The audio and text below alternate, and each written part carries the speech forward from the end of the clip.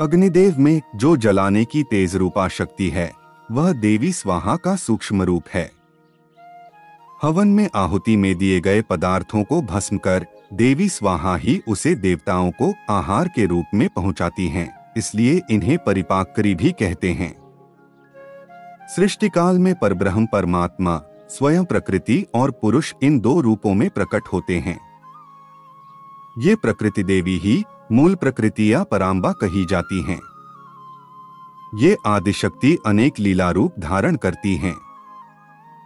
इन्हीं के एक अंश से देवी स्वाहा का प्रादुर्भाव हुआ, जो यज्ञ भाग ग्रहण कर देवताओं का पोषण करती हैं। सृष्टि के आरंभ की बात है, उस समय ब्राह्मण लोग यज्ञ में देवताओं के लिए जो हवनीय सामग्री अर्पित करते थे वह देवताओं तक नहीं पहुंच पाती थी। देवताओं को भोजन नहीं मिल पा रहा था, इसलिए उन्होंने ब्रह्मलोक में जाकर अपने आहार के लिए ब्रह्मा जी से प्रार्थना की। देवताओं की बात सुनकर ब्रह्मा जी ने भगवान श्री कृष्ण का ध्यान किया। भगवान के आदेश पर ब्रह्मा जी देवी मूल प्रकृति की उपासना करने लगे।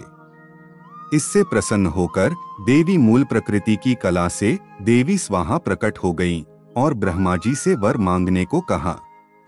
ब्रह्मा जी ने कहा, आप अग्निदेव की दाहिका शक्ति होने की कृपा करें। आपके बिना अग्नि आहुतियों को भस्म करने में असमर्थ हैं। आप अग्निदेव की गृहस्वामिनी बनकर लोक पर उपकार करें। ब्रह्मा जी की बात सुनकर भगवान श्री कृष्ण में अनुरक्त देवी स्वाहा उदास हो गईं और बोली, परब्रह्म श्री कृष्ण के अलावा संसार में जो कुछ भी है सब भ्रम है।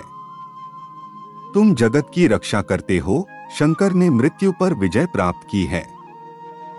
शेषनाग संपूर्ण विश्व को धारण करते हैं।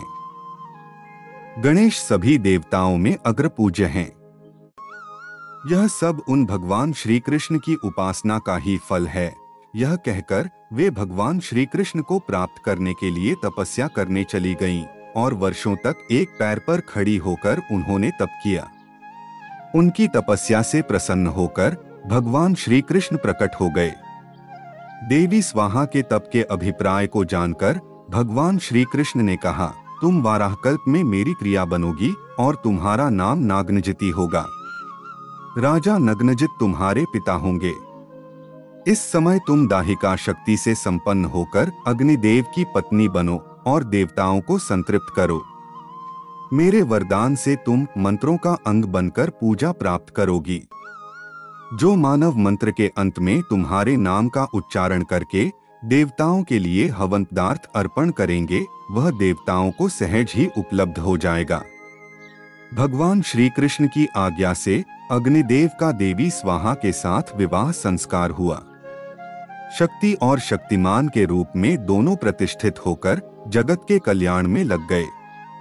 तब से ऋषि मुनि और ब्राह्मण मंत्रों के साथ स्वाहा का उच्चारण करके अग्नि में आहुति देने लगे और वह हव्य पदार्थ देवताओं को आहार रूप में प्राप्त होने लगा।